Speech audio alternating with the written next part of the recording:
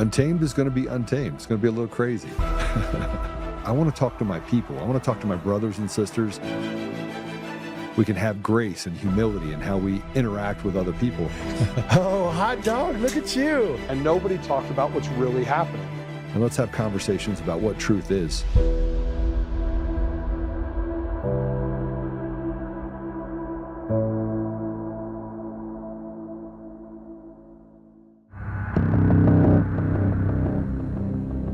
The Clinton Foundation, Apex Partners, the Islamic Circle of North America, Osama bin Laden, Grameen America, Shore Bank. While all of these might seem as if they're random, unconnected entities, what if in fact they were all connected?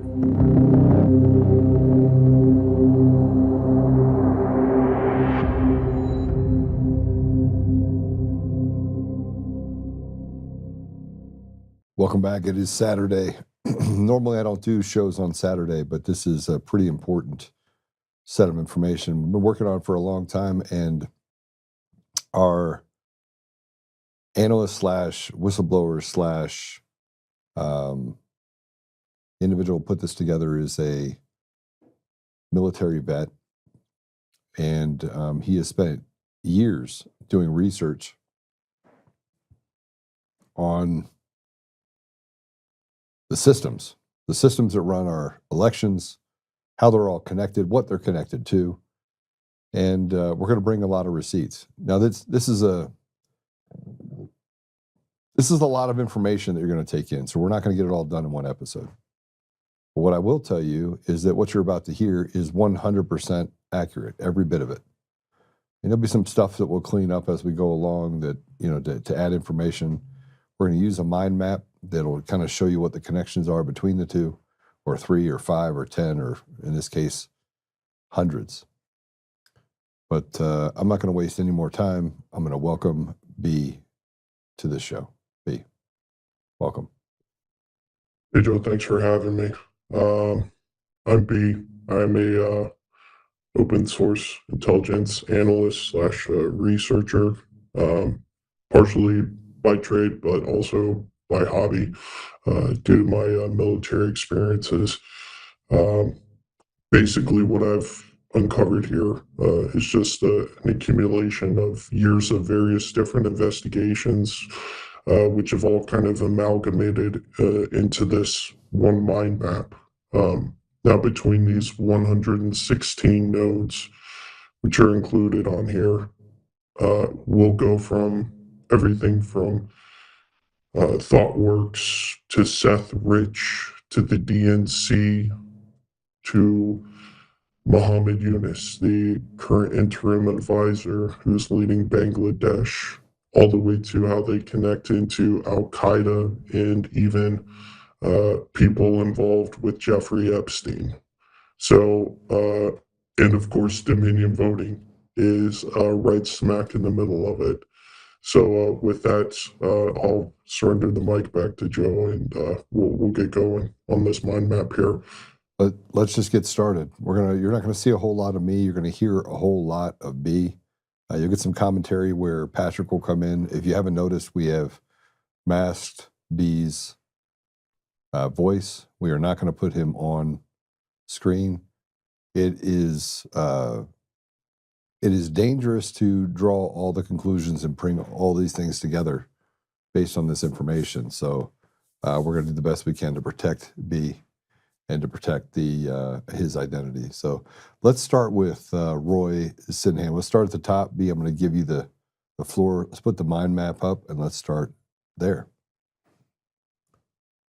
Okay, perfect. So we'll go ahead and start here with Neville Roy Singham. And if we click on the link on the node for the Newsline mag, it'll bring up an article which just discusses in general some of the activity in which he partakes in. You'll see this article is titled "The Big Business of Uyghur Genocide Denial." This article basically goes into all the background about Neville Singham and his upbringing and his links to the CCP. an interesting point to make, and one that will be brought up again in future episodes, is his links to, various South Asian entities. He's currently under investigation right now in Hyderabad, India, for pushing CCP influence in Indian elections. He Now, is also this article also has a link between him and Huawei in China. correct, yes. So he is actually a former senior executive for Huawei. If you go into the node right here, you'll see an image outline on the node up top. This was actually a record from the Brazilian archives that they had of his work he was actually doing in Brazil for Huawei. It includes his passport number in there as well. His history with Huawei is very well, extremely documented, and it's partially why he is actually under investigation by the Indian authorities right now because of his activities in Huawei. He is also the leader. He's the founder and creator of an organization called ThoughtWorks. ThoughtWorks, again, is another entity we will get into later on at a later date, because that is a much more vast web regarding a British PE firm called Apex Partners and ThoughtWorks and their work alongside Seth Rich and the DNC to create NGP Van and the National Voter ID database. Roy Singham is the guy who created that. And His so just so everybody understands, in 2019, the U.S. placed Huawei on what's called an entity list, which Correct. limits their ability to do business with American companies. And this was in response to a bunch of allegations, but specifically allegations related to Iran and helping Iran evade sanctions. Correct? Correct, yes. If you actually go into the Beast archives, we can, Mr. Producer, if we can pull up that PDF document for Huawei's entity listing.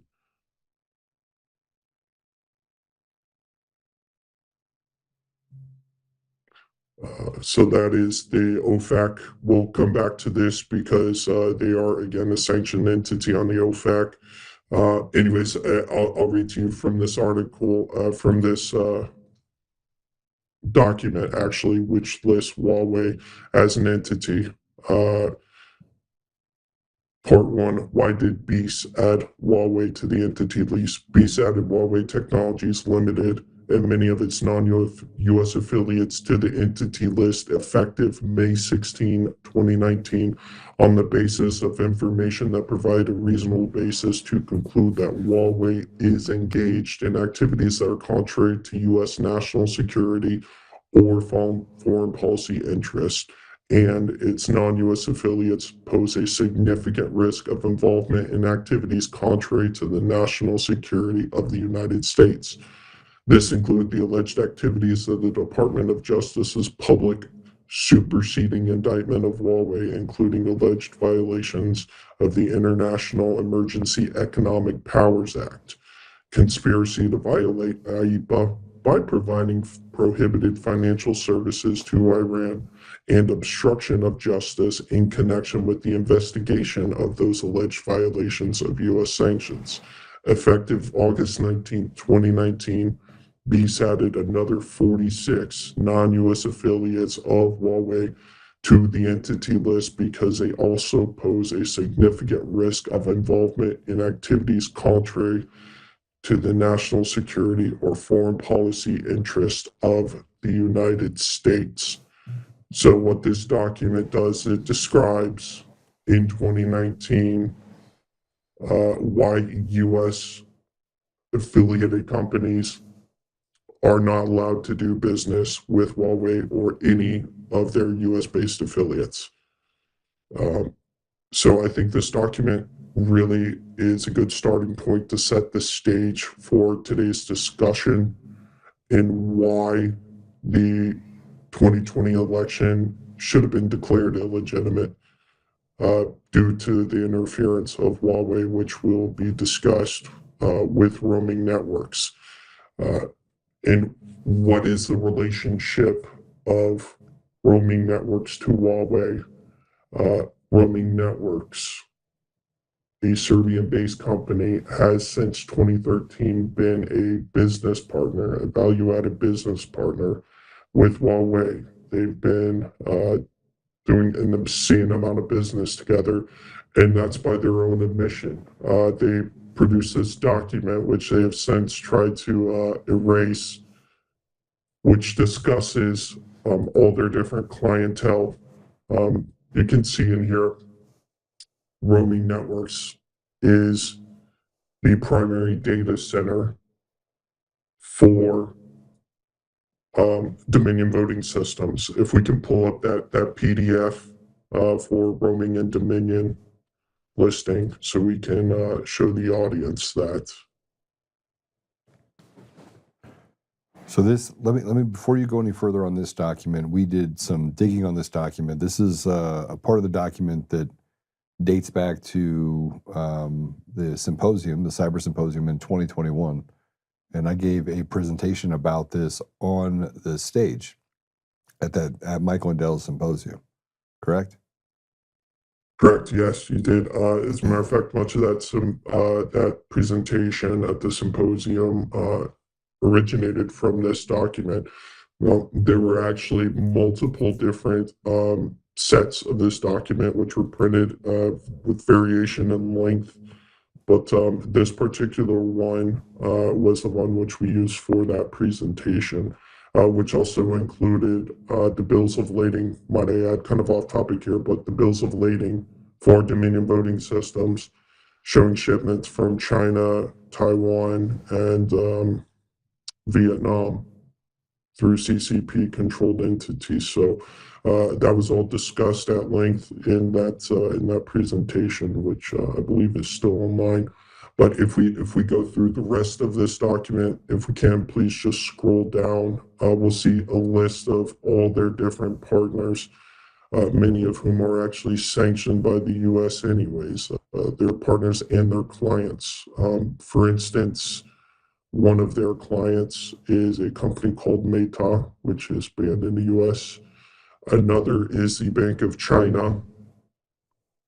No explanation needed there. And another is an entity which we will hear about again called Hikvision, which provides facial services to the CCP authorities.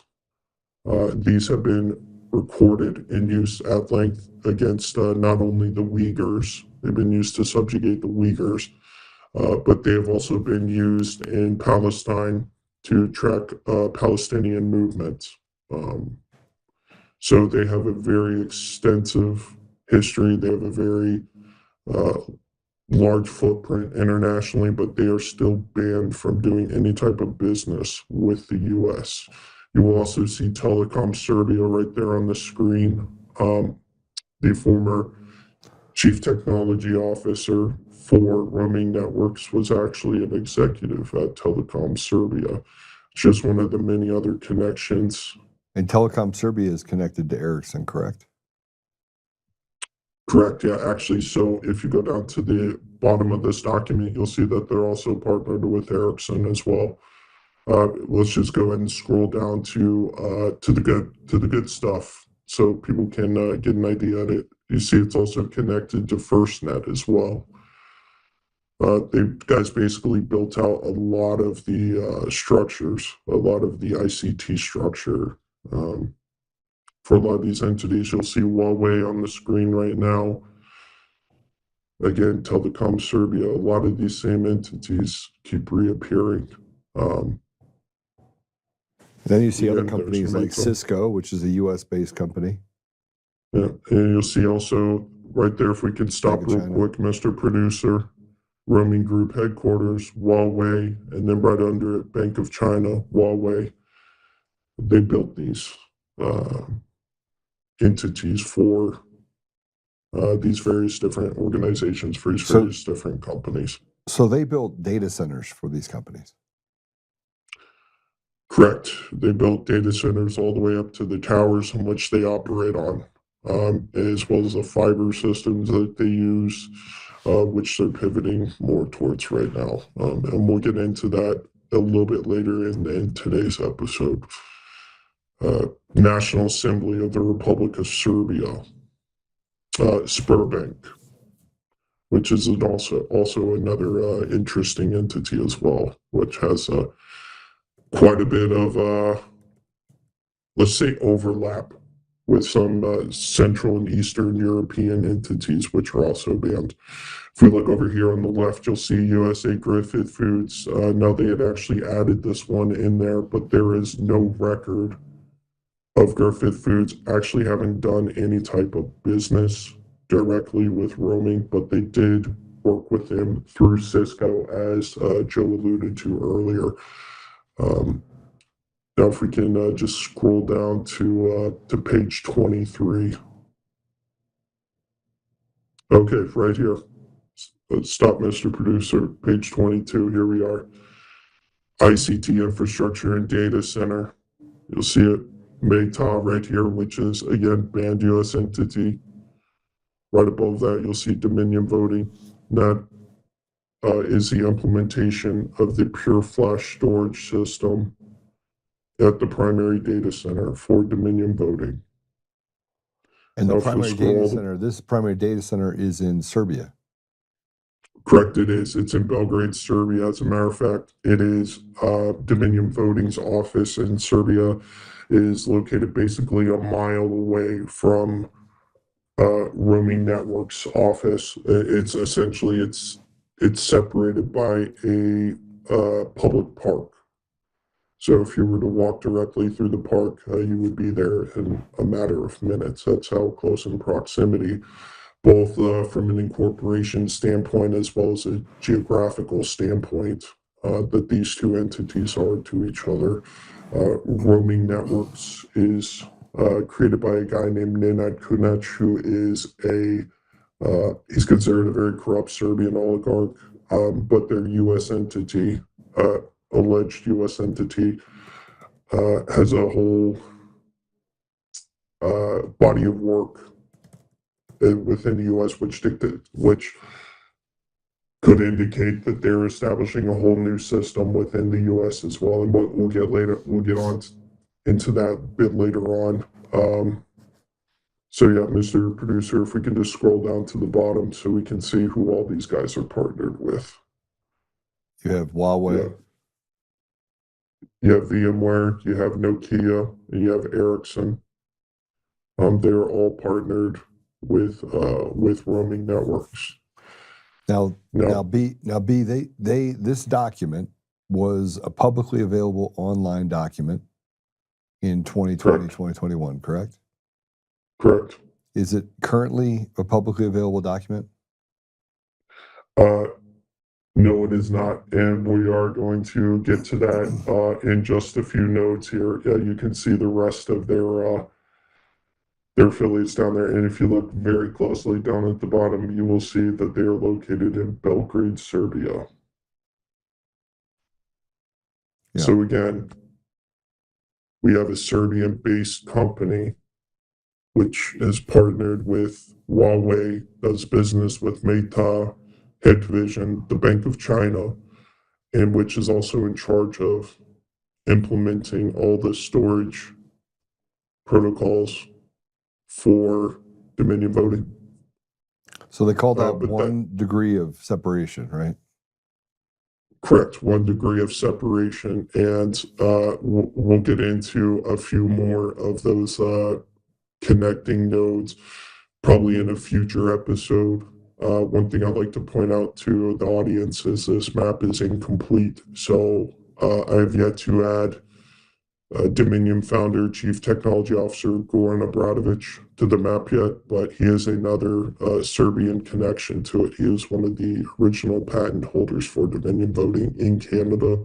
His name is all over the Dominion patents in Canada, and we even have documentation of him presenting the architecture of Dominion voting systems in Belgrade in 2003. He was also the former president of the Canadian Serbian Association. And as we'll see, that's not the first time that a Serbian Canadian connection to Dominion will rear its head, will surface throughout this investigation. So with that, we can get back to the mind map here. If you go down, we can see it's not publicly available. So we're going to talk about that a little bit further on. Correct. Yes. So when we get down to that node, we'll see that. So if we go right here, you can actually see Huawei, the press release. If you click on this, the sanction, that will take you to Huawei's sanction. They have 4 entities listed. This is just one of them. And you'll see it's effective from 2021 and 2022. And again, this is just doubling down on the fact that they should not be doing business. Dominion Voting should not be doing business with them. And as such, I would posit that Dominion Voting is illegally conducting business in violation of these sanctions.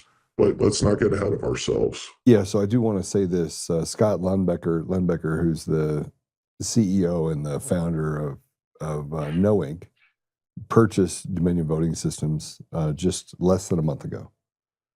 And in that purchase, there's something to be noted about him, is that he participated in the Kosovo elections in 2010. And so he has Serbian ties. And in 2017, best I can tell, he also was a part of Serbian. He has quite a few Serbian connections specifically.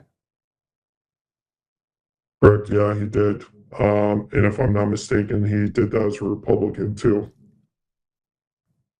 Well, he said it's easy to say or something. I mean, that's pretty easy.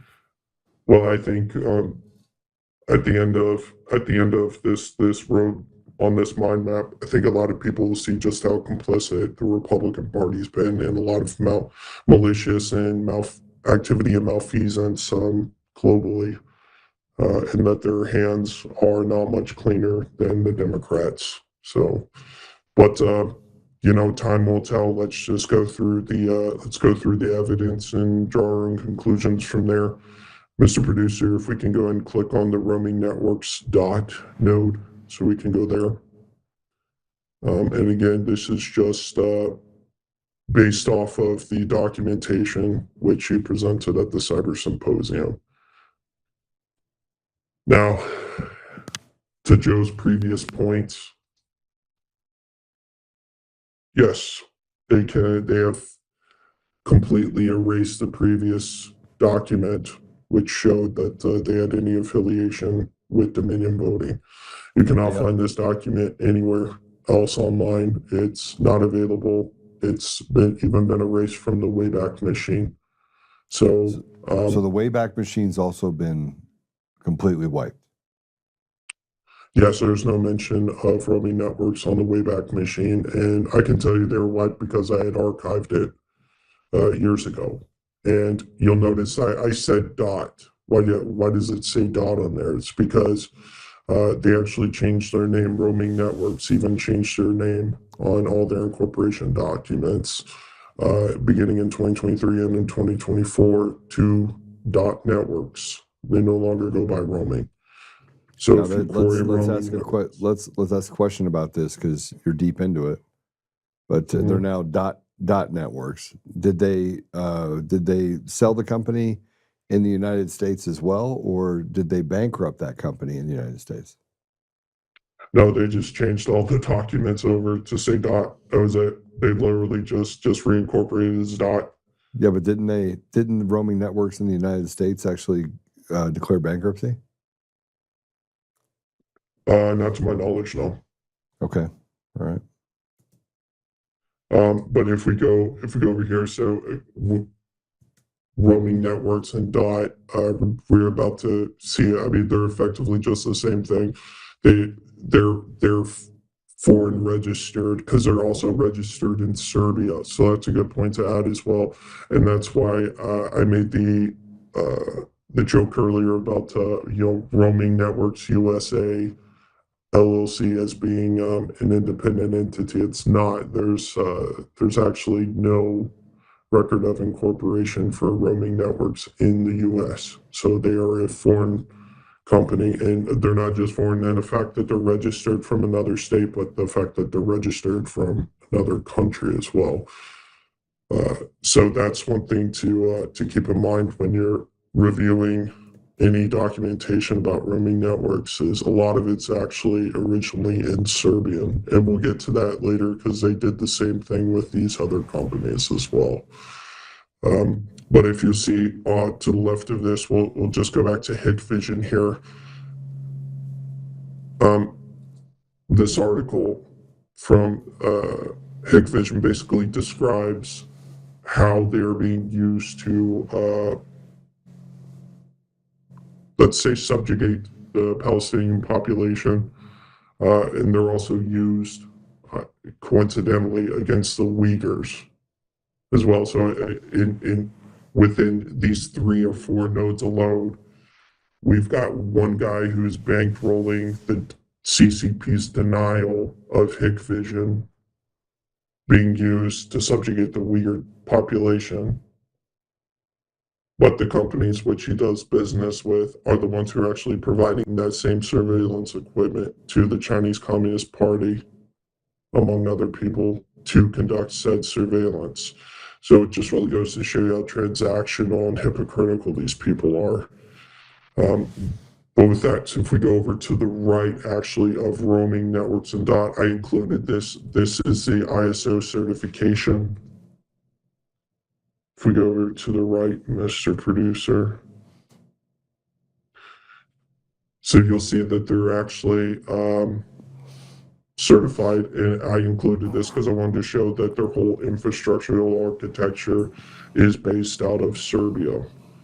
To the point where they even have to get their certifications from Serbian entities. In this case, the CKPI. If you'll see the node, it's the name that's spelled out there. I'm not even going to attempt to say that because I do not speak Serbian. Okay, so if we move on past the ISO, let's go down to Nikola Petrovic. He is currently listed as the CEO of Roaming/Dot Networks USA. And you'll see this interview here. And you can translate this interview from Serbian into English. And you'll learn a lot about their footprint and their setup within the United States. Okay. So if anyone has interest. So just so you know, Nikola Petrovic, so in 2023, Roaming Networks USA filed bankruptcy in an Illinois court. Here's the document. Okay. Yeah. I think I remember seeing something about this now, but and remember, if you look at Chicago Heights and that address, that was the warehouse address that in 2020 we went to, and no one was there. No, we went there, and it was above a it was above a building that did wiring. Yeah. But there was no one in Roaming Networks. And when I asked the guy downstairs, it was Roaming Networks upstairs, he looked at me with 3 heads and said, "No, there's nobody there. There's no company like that here." Yeah, and they've got kind of a weird model that you'll see with fiber and tower equipment. Yeah. You'll see it in reciprocity throughout the rest of this presentation. Sorry, not in reciprocity. You'll see it repeatedly throughout the rest of this discussion. So if we go over here, we look at Nikola Petrovic. He's the listed Roaming.Networks USA CEO. And this is also the same on his LinkedIn. He still has that publicly available. It's the same as well on his Rocket Reach, and every other entity, database out there has him listed as being the CEO. It also has him listed as the CEO of Apex Fiber Solutions, which look at over here. If we click on this node, you can actually see the Florida incorporation in these names on these incorporation documents. You will see repeatedly throughout the rest of this presentation as well. In total, between these names you see up here, between these people on this mind map, there are over 20 corporations which are affiliated with, and most of them don't have anything at all to do with the telecom industry. As a matter of fact, Apex Fiber Solutions is effectively the only one. Apex Fiber Solutions. The keynote there being Nikola Petrovic. Again, a Serbian name. He's a Serbian national. But if we look at the address for Apex Fiber Solutions below, we'll see that it intersects with a guy named Bojan Delibasic. So if we click on Bojan over here,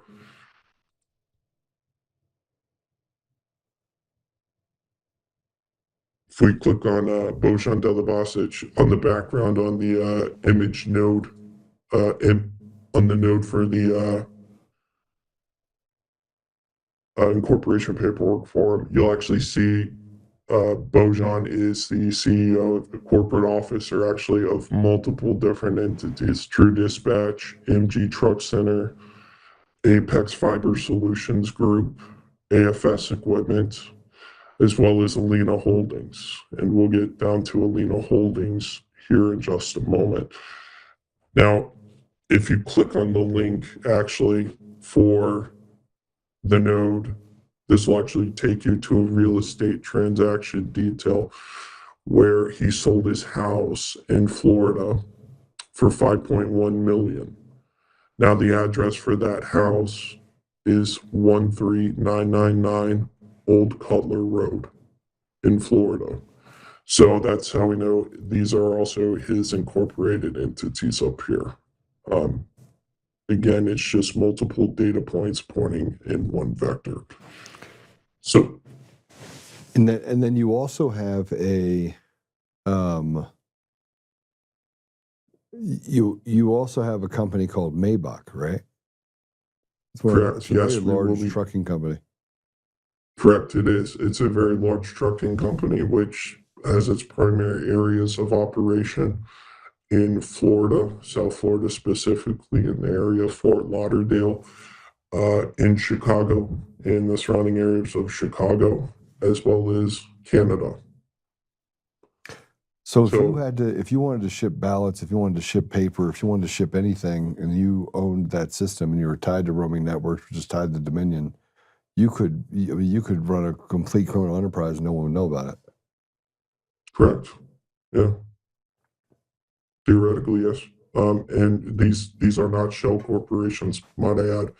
There are multiple assets listed to all these companies, and we'll get down to that when we get to looking at Maybach. But I wanted to go back up here to 1384 Madeline Lane, and this is just really the physical structure, which shares a lot of incorporated commonalities with these different entities. For instance, Apex, as a matter of fact, if you even go onto Apex's website, it'll show their address is 1384 Madeline Line. The same is true with Maybach International Group, which there are actually multiple articles talking about how they broke ground on their facility down there. So again, these are all connected literally by incorporation, using the same corporate officers, as well as by the same locations. So they have geophysical proximity as well. But yeah, if we go down to 1384, you just type in that address and you'll see multiple different entities are registered out of there. And there are a lot of Serbian names affiliated with those entities. The one in the icon is Nene Balak. He has multiple commercial trucking entities registered to his name, Balak Trucking, actually. So does Nikola Petrovic. There's actually a Petrovic Trucking as well.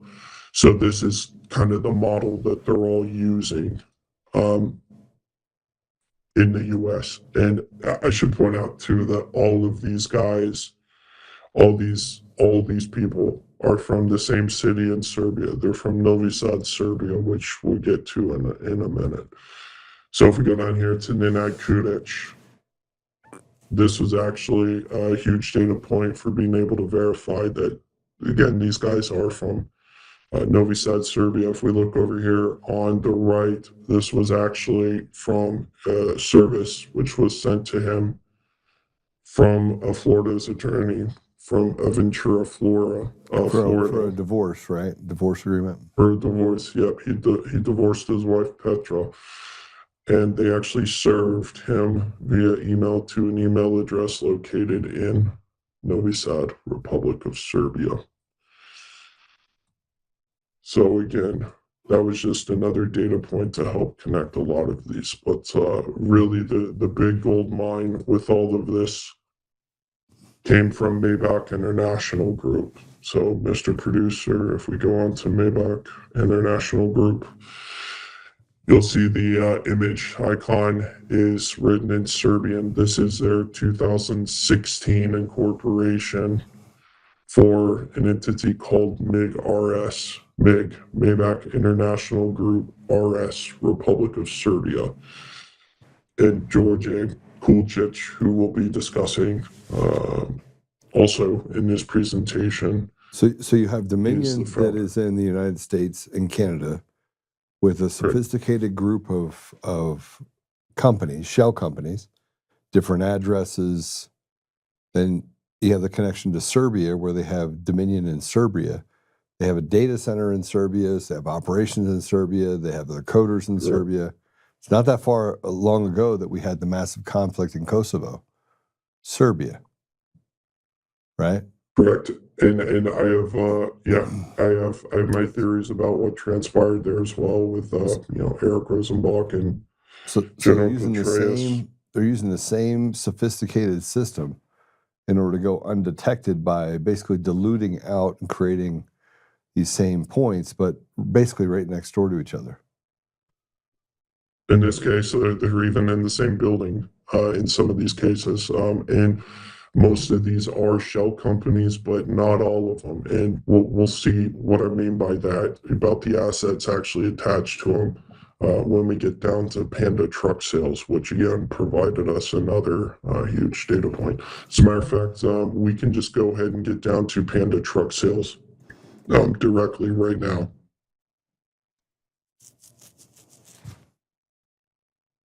So in this document, these were actually part of the incorporation documents in the state of Florida, but I found some transactions where Panda Truck Sales had actually sold vehicles or transferred vehicles over to Maybach International Group.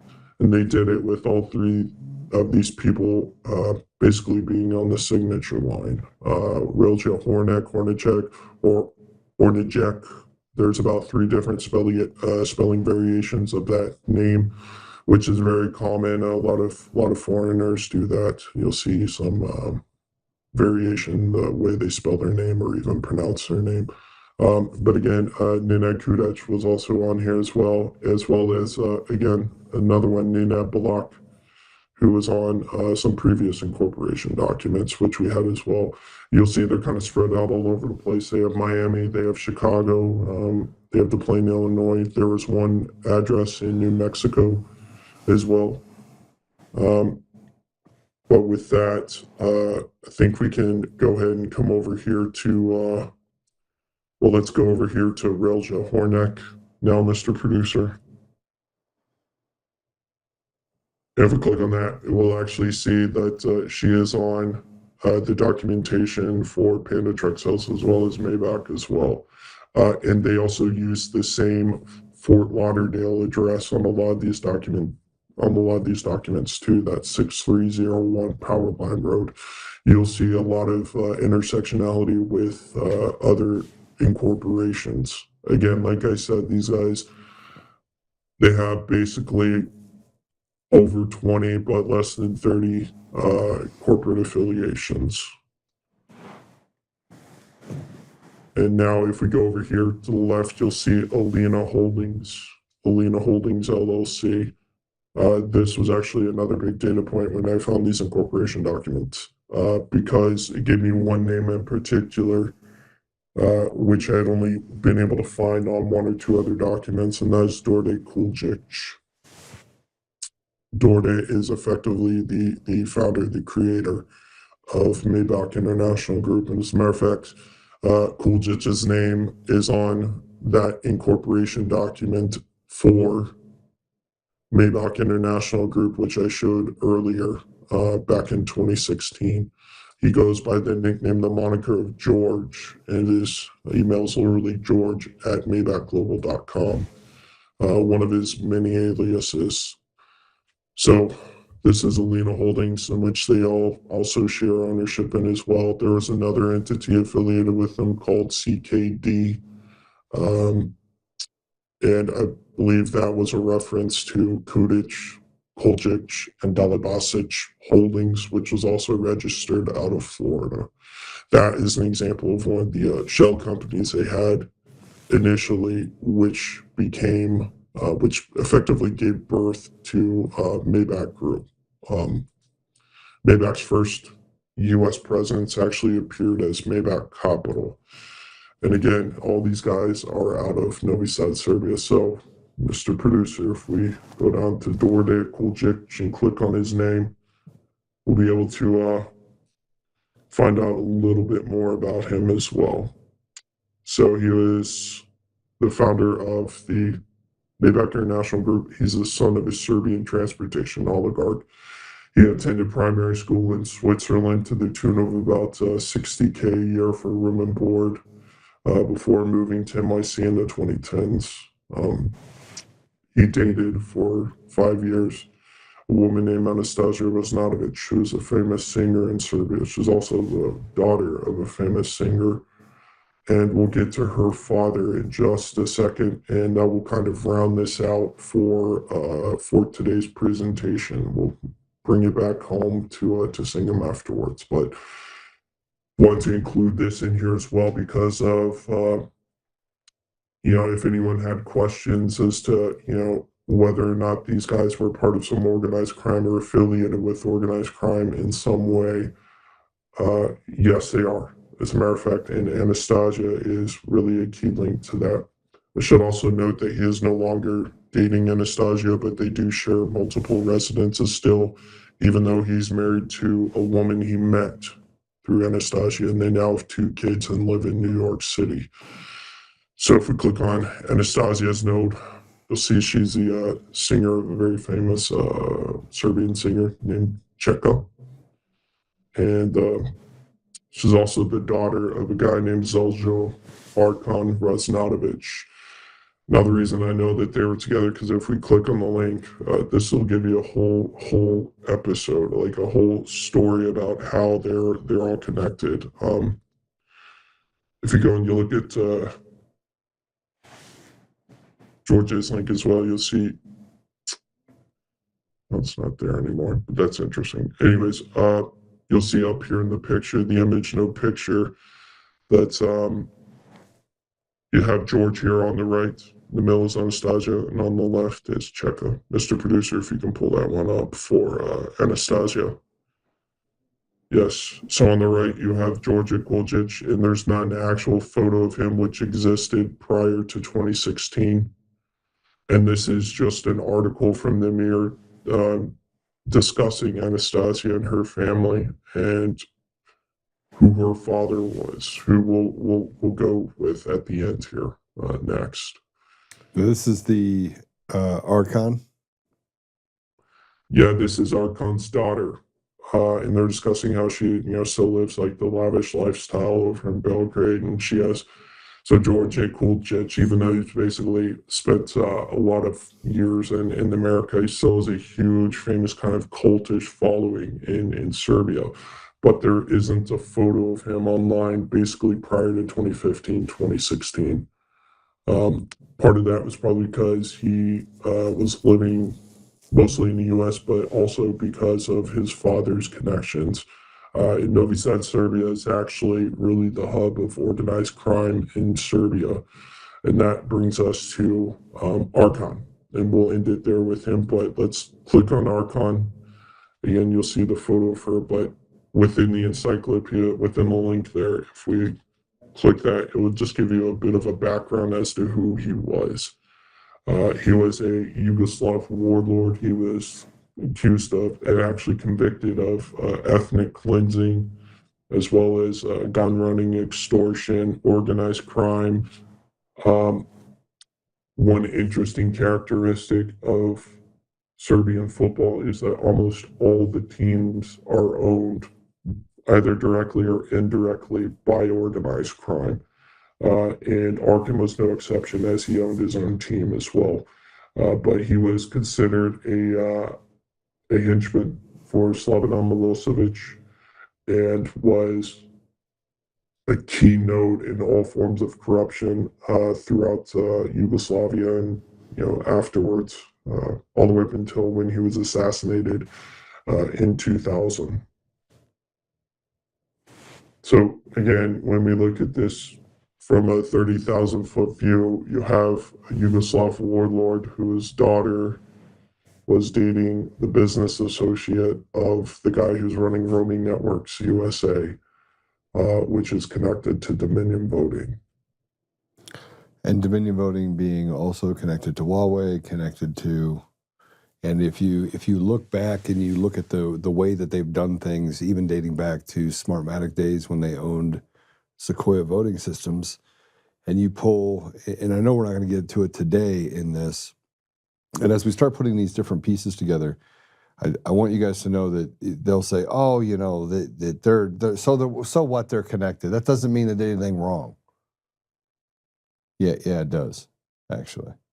It does. Yeah, and for all the naysayers who say that that connection is just circumstantial, no, it's not. Smartmatic and Dominion are both listed as creditors to Sequoia voting and Sequoia's bankruptcy proceedings. And the Sequoia bankruptcy, the interesting part about the Sequoia bankruptcy specifically is that intellectual property was retained by Sequoia, and Smartmatic and Dominion both gained in the bankruptcy access and use of that proprietary information and IP. Correct. So you and then we're going to get in later to ES&S and its connection. So all of the system architecture in every system is based off the same fraudulent systems that allow for them to steal elections across the country. Yeah, and we'll get into the British role later with Apex Partners, but it's also worth noting that NCC Group now holds in their portfolio as a third-party escrow agent, Dominion Voting and ES&S. So the source code for Dominion Voting and ES&S are controlled in escrow by a British defense firm called NCC Group. But anyways, just to kind of round this out and bring it back, next we're going to be pivoting to other connections, which Neville Singham has. So on one side we have ThoughtWorks and the technological aspect of it, but on the other side we have the activist aspect of it, and he is the founder and the funder for the Party for Socialism and Liberation. He's also married to Alicia T. Singham Goodwin, who actually sits on the board of the DSA New York City Steering Committee along one Zoran Mamdani, who we will also discuss at length in future episodes. So who's also connected to Antifa, who's also connected to, to the Muslim Brotherhood. And this is all documented. It is a sophisticated web of people. It's organized crime. It is. And one thing to understand about organized crime is, the 90-10 rule, as I allude to, 90% good or legitimate, so they come under the 10% illegitimate. And these are no different. But yeah, he actually, while he was at Bowdoin University, he actually wrote an article effectively professing his love for the Muslim Brotherhood and how when Morsi and the Muslim Brotherhood fell while he was in Egypt under the Muslim Brotherhood rule. He felt he had to leave the country because he couldn't wear his beard. He felt he had to shave his beard because he would be targeted for being a Muslim Brotherhood supporter, for being what we call Ikhwan. So, with that, I think we'll leave that all for future episodes. I think we're probably reaching the point of information saturation for the viewers out there. So, let's let them fester and kind of ponder some of the information presented in this episode before moving on. Here's a question for you. Are we going to be able to put the documents, roaming network documents, and all the things we have, the mind map, is that accessible so people can get ahead of this if they want to? Well, the mind map is publicly available. Now, not everyone has access to it. They can't edit it, obviously, but it is publicly accessible. Do we want to tell The people that roaming, where they can find that, or should we hold off on that while we're talking right now? um, I honestly, it could just be found on, it's a Graph Commons. It's, a publicly available tool. It's a great tool, especially if you're just looking for something quick and just lay everything out. The notes I have, the information contained in that mind map is incomplete. That mind map is going to get much bigger, much deeper, but I think it's good that we start on presenting this information publicly right now at this point, so that way we can kind of work people into who some of these actors are. You were going to hear a lot of the same names come up repeatedly. Again, like I said, Neville Singham. How is this guy who is implicated in interference in South Asian politics? How is he connected to Seth Rich and the DNC and Zoran Mamdani? He's a central node in all of these things. So I think when we look at things through a more transactional layer, and that it's all this occurs in a much more anarchic sense than what people say probably prejudiciously surmise, that's when you can begin to really connect a lot more dots and see a lot more behavior, which you would expect from criminals. So with that, Yeah. So I let me think just ask you one more question before we wrap up. Okay.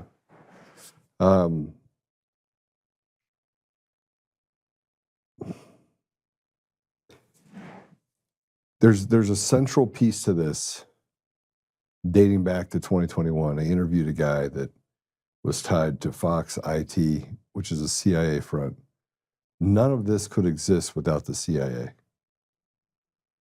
None of this. There's absolutely no way possible that the CIA doesn't know, and by extension, in large part, the intelligence community of the United States would not know what you know about all of these people in this connection.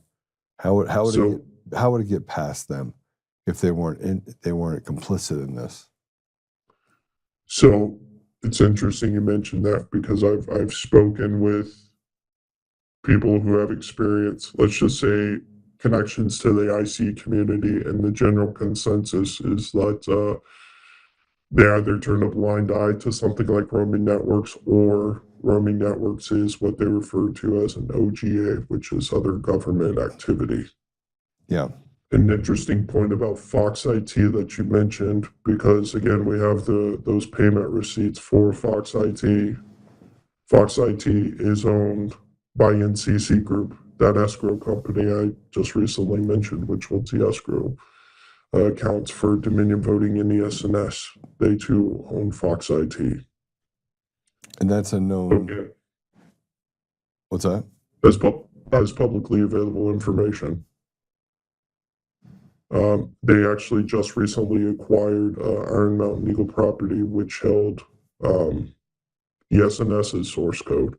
And the reason I know that is because it's listed inside of their Vancouver RFP. when they were bidding for the elections in Vancouver. So these are all publicly available documents. You just have to know where to find them, and that's where the open source angle comes into all this. But that's also why I wanted to include a lot of the links within the mind map itself, within the graph. So you can do your own research, and it can take you down a rabbit hole pretty quick. Well, yeah, I mean, the CIA is listed on the mind map. They have a very extensive involvement in some, just say, CD activity. But there's probably the biggest factor in all of this, which I found was the microfinance angle, and we'll be able to get into that in the future because that's basically how they launder everything now, is through microfinancing schemes. Say And it I will isn't be so. able to. Oh, I mean, at the onset of the episode, I discussed a guy named Mohammed Yunus. Um, he runs a microfinancing institute in Bangladesh and has a not-profit in the U.S. called Grameen America, which for a period of time was essentially run by Christine Maxwell's, by Ghislaine Maxwell's sister, Isabel Maxwell, who was a longtime advisor to Eunice, and talking about another corporate entity, which I mentioned at the onset of the broadcast, Apex Partners. She is actually a member of the business development committee for Apex Partners, which owns Singham Slot Works. They purchased it in 2017.